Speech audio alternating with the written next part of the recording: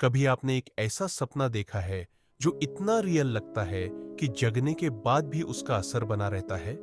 या एक ऐसा सपना जो फ्यूचर प्रेडिक्ट करता हो? आज हम एक्सप्लोर करेंगे दुनिया के सबसे पॉपुलर ड्रीम थ्योरीज और कुछ अजीब और fascinating dream cases. Section 1, scientific theories of dreams. Science के मुताबिक ड्रीम्स का काफी गहरा कनेक्शन होता है हमारी सबकॉन्शियस माइंड से। कुछ पॉपुलर थ्योरीज देखें।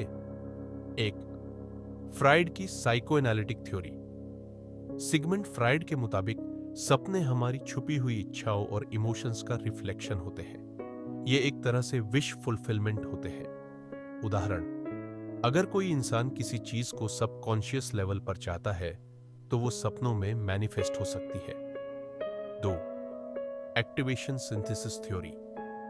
हार्वर्ड के रिसर्चर्स एलन हॉब्सन और रॉबर्ट मैककार्ले ने कहा कि ड्रीम्स बस एक रैंडम ब्रेन एक्टिविटी का रिजल्ट होते हैं जो हमें एक कोहेरेंट स्टोरी लगती है। मतलब, जो भी रैंडम सिग्नल्स ब्रेन रिसीव करता है वो एक कहानी बना लेता है। Threat simulation theory. इस थ्योरी के मुताबिक सपने एक सर्वाइवल मैकेनिज्म है। ह्यूमन इवोल्यूशन के दौरान सपने एक तरह की प्रैक्टिस थे डेंजर सिचुएशंस के लिए।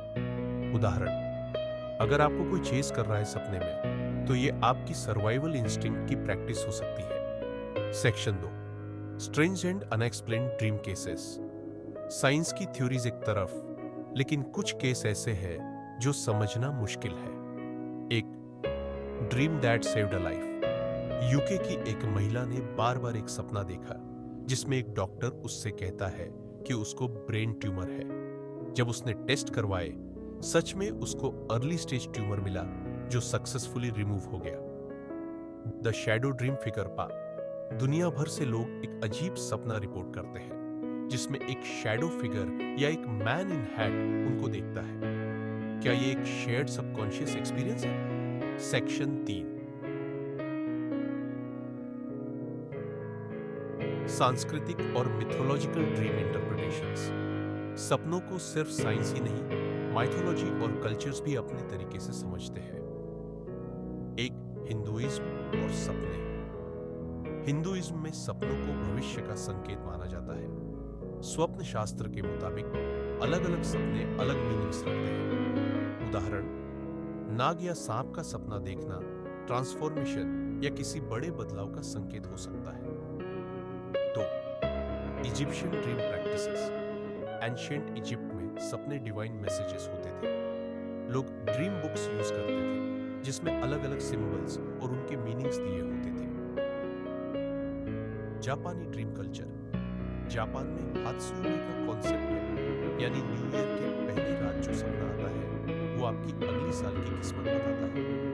उदाहरण, अगर आप माउंट फूजी का सपना देखते हैं तो अच्छी किस्मत का इंडिकेशन होता है। सेक्शन 4,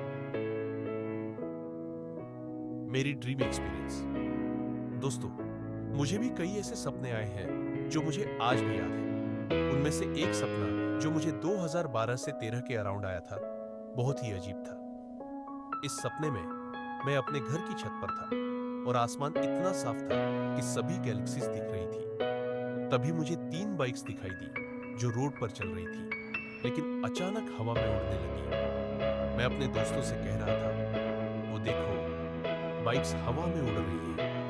फिर ये सपना खत्म हो गया। फिर 2024 में मुझे एक और सपना आया। इससे पहले एक बात जानना जरूरी है, मैं और मेरे दोस्तों का एक डेली रूटीन था कि हम शाम को चाय पीने जाते थे, जो घर से 3 से 4 किलोमीटर दूर था। अब सपना सुनो। मैं और मेरे दोस्त सपने में चाय पीने जा रहे थे और आसमान फिर वैसे ही बिल्कुल साफ था। सभी गैलेक्सीज दिख रही थी। तभी हमारी बाइक्स अचानक हवा में उड़ने लगी।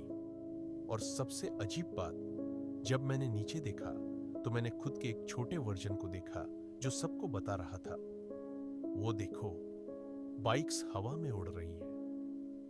तो क्या मैंने अपने फ्यूचर का सपना पहले ही देख लिया था? जब मैंने इस सपने को डिकोड किया तो मुझे भी शॉक लगा। Dreams are really a wide and mysterious topic to research on.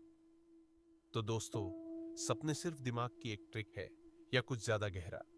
क्या हमारा सबकॉन्शियस हमें कुछ बताने की कोशिश करता है या सपने सिर्फ एक रैंडम ब्रेन एक्टिविटी है?